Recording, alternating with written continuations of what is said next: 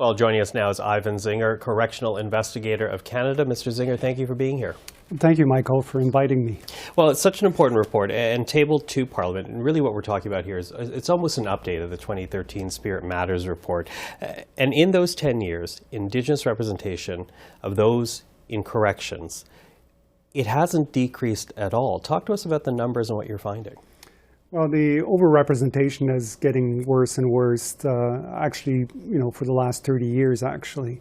But certainly with things like commitments from Canada to trying to address it through, for example, the Truth and Reconciliation Commission, we've seen that it hasn't happened. It actually got worse, increasingly worse.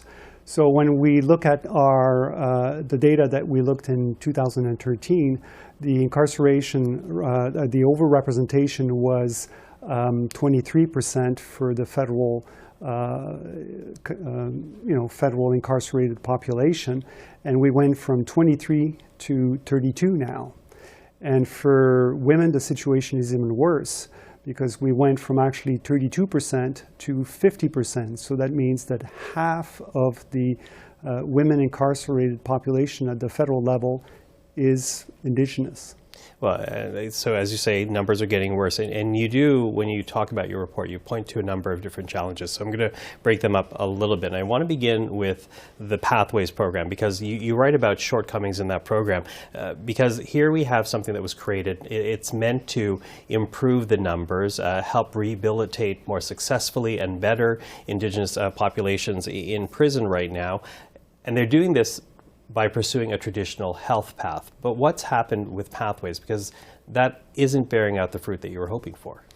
Well, I think part of the problem with Pathways is that it's very selective. And the initiative only reaches out about 8% of the incarcerated Indigenous population, which is about, there are currently about 4,200. So only about 350 are allowed, and those units are not even fully occupied, to take part in this. So the criteria, the selection criteria, they're always looking for the most compliant, committed, and they are offering them, yes, sort of enhanced services and programming that is more tailored to the unique needs of Indigenous people. While 90% of or more of the Indigenous incarcerated population cannot access those cultural, ceremonial, healing path intervention, which makes it also problematic because, accessing these things is a right, not just a privilege. And it also, gives you the sense that in order to get out of prison, if you're Indigenous, you have to follow that pathway route, which may eventually transfer you to a healing lodge. So you got a quick exit, which isn't always the case, while everybody else lingers in prison. And that's what the statistics are demonstrating, is that the vast majority of Indigenous people incarcerated in corrections leave at 2/3 of their sentence. Mm-hmm. And so Pathways being a challenge, you also talk about challenges with elders, not enough of them, with healing lodges, not enough given to the community where they might be helpful. And to all of that, you also talk about how there's still a colonial attitude within Corrections Canada that ultimately needs to be addressed for any of this to actually be successful. Can you talk about that? Yeah, so over the years, my office has been operating now for 50 years, and we've made in the past about 70 recommendations to trying to push corrections to do better in this area.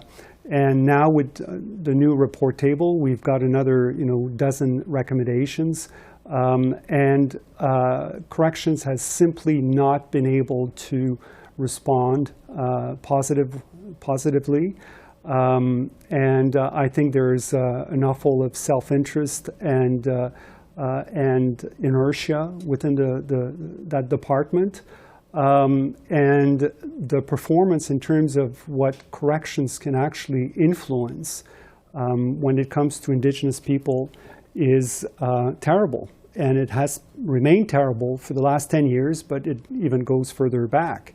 So Indigenous people, serve, as we said, lengthier times behind bars than non-Indigenous people. They're more likely to be in a maximum security where there are fewer services. They're more likely to be subject to use of force, more likely to be placed in one of those new administrative segregation cells, and more likely to be involuntary transferred, more likely to self-harm, more likely to attempt suicide, more likely to have their parole either suspended or revoked, and more likely to recidivate. And that recidivism is key because if they recidivate, then the overrepresentation, that's their contribution to trying to lower that recidivism and that overrepresentation. So it's just not